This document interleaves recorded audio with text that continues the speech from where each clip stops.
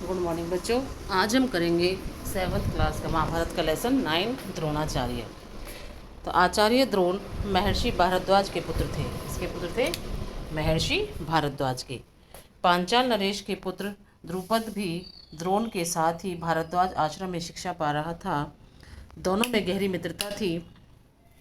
कभी कभी राजकुमार द्रुपद उत्साह में आकर द्रोण से यहाँ तक कह देता था कि पांचाल देश का राजा बन जाने पर मैं आधा राज्य तुम्हें दे दूंगा। शिक्षा समाप्त होने पर द्रोणाचार्य ने कृपाचार्य की बहन से ब्याह कर लिया। उससे उनके एक पुत्र हुआ जिसका नाम उन्होंने अश्वत्थामा रखा। द्रोण अपनी पत्नी और पुत्र को बड़ा प्रेम करते थे। द्रोण बड़े गरीब थे। वे चाहते थे कि धन प्राप्त किया जाए और अपनी पत्नी और पुत्र के साथ सुख से रहा जाए। उन्हें खबर लगी कि परशुराम अपनी सारी संपत्ति गरीब ब्राह्मणों को बांट रहे हैं, तो भागे भागे उनके पास गए। लेकिन उनके पहुंचने तक परशुराम अपनी सारी संपत्ति वितरित कर चुके थे और वन गमन की तैयारी कर रहे थे। द्रोण को देखकर वह बोले, ब्राह्मण श्रेष्ठ, आपका स्वागत है, पर मेरे पास जो कुछ था वह मैं बांट चुका हूँ। अब यह मेरा शरीर और धनुर्विद्या ही है। बताइए मैं आपके लिए क्या करूँ। तब द्रोण ने उनसे सारे अस्त्रों के प्रयोग तथा रहस्य सिखाने की प्रार्थना की। परशुराम ने यह प्रार्थना स्वीकार कर ली और द्रोण को धनुर्विद्या की पूरी शिक्षा दे दी। तो परशुराम के गुरु, द्रोण के गुरु कौन थे? द्रोणाचार्य के परशुराम।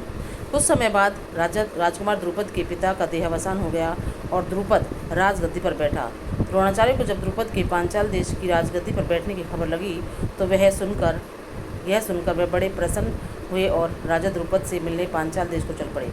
उन्हें गुरु के आश्रम में द्रुपद की लड़कपन में की गई बातचीत याद थी। सोचा यदि आधा राज्य नहीं भी देगा तो कम से कम कुछ धन तो जरूर ही देगा। यह आशा लेकर द्रोणाचार्य राजा द्रुपद के पास पहुँचे और बोले, मित्र द्रुपद, तुम मुझे पहचानते हो ना? मैं तुम्हारा बालपन का मित्र द्रोण हूँ। ऐश्वर्य के मद में हुए राजा द्रुपद को द्रोणाचार्य का आना बुरा लगा और द्रोण का अपने साथ मित्र का सा व्यवहार करना तो और भी अखरा। वह द्रोण पर गुस्सा हो गया और बोला, ब्राह्मण, तुम्हारा यह व्यवहार सज्जनों उचित नहीं है। मुझे मित्र कहकर पुकारने का तुम्हें साहस कैसे हुआ? सिंहासन बैठे हुए एक राजा के साथ एक दरिद्र प्रजाजन की मित्रता कभी हुई है? तुम्हारी बुद्धि कितनी कच्ची है। लड़कपन में लाचारी के कारण हम दोनों का कि जो साथ रहना पड़ा, उसके आधार पर तुम द्रुपद से मित्रता का दावा करने लगे। दरिद्र की धनी के साथ, मूर्ख की विद्वान के साथ और कायर की वीर के साथ मित्रता कहीं हो सकती है? मित्रता बराबरी की हैसियत वालों में ही होती है। जो किसी राज्य का स्वामी ना हो वह राजा का मित्र कभी नहीं हो सकता।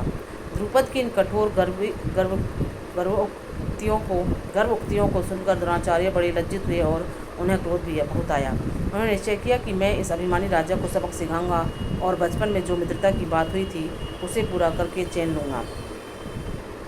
वे हस्तिनापुर पहुँचे और वहाँ अपनी पत्नी के भाई कृपाचार्य के यहाँ गुप्त रूप में रहने लगे। एक रोज़ हस्तिनापुर के राजकुमार नगर से बाहर कहीं गेंद खेल रहे थे कि इतने में उनकी गेंद एक कुएं में जा गिरी। युधिष्ठिर उसको निकालने का प्रयत्न करने लगे तो उनकी अंगूठी भी कुएं में गिर गई। सभी राजकुमार कुएं के चारों ओर झांक झांक कर देखने लगे, पर उसे निकालने का उपाय उनको नहीं सूझता था।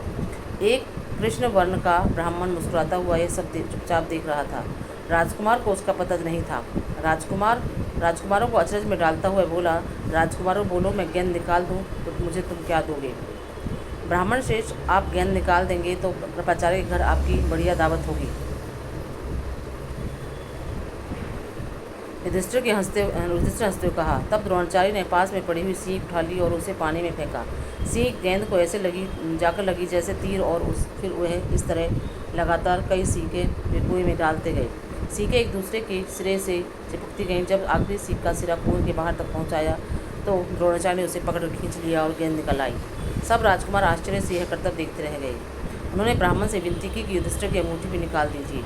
द्रोण ने तुरंत धनुष चढ़ाया और कुएं में तीर मारा। पल भर में बाण अंगूठी को अपनी नोक में दिए हुए ऊपर आ गया। द्रोणाचार्य ने अंगूठी युधिष्ठिर को दे दी। यह चमत्कार देखकर राजकुमारों को और भी ज़्यादा आश्चर्य हुआ। उन्होंने द्रोण के आगे आदरपूर्वक सिर नवाया और हाथ जोड़कर पूछा, महाराज, हमारा प्रणाम स्वीकार कीजिए और हमें अपना परिचय दीजिए कि आप कौन हैं।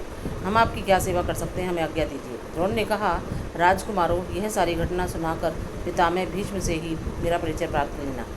राजकुमार ने जाकर पितामह भीष्म को सारी बात सुनाई तो भीष्म त्राड़ गए कि हो ना हो वे सुप्रसिद्ध आचार्य द्रोण ही होंगे। यह सोचकर निश्चय कर लिया कि अब वे राजकुमारों को अस्त्र शिक्षा द्रोणाचार्य के ही हाथों पूरी कराई जाए। बड़े सम्मान से उन्होंने द्रोण का स्वागत किया और राजकुमारों को आदेश दिया कि वे गुरु द्रोण से ही धनुर्विद्या सीखा करें। कुछ समय बाद जब राजकुमारों की शिक्षा पूरी हो गई तो द्रोणाचार्य ने उनसे गुरुदक्षिणा के रूप में पांचाल राज द्रुपद को कैद कर लाने के लिए कहा। उनकी आज्ञानुसार पहले दुर्योधन और कर्ण ने द्रुपद के राज्य पर धावा बोल दिया, पर पराक्रमी द्रुपद के आगे वे ठहर न सके, हारकर वापस आ गए।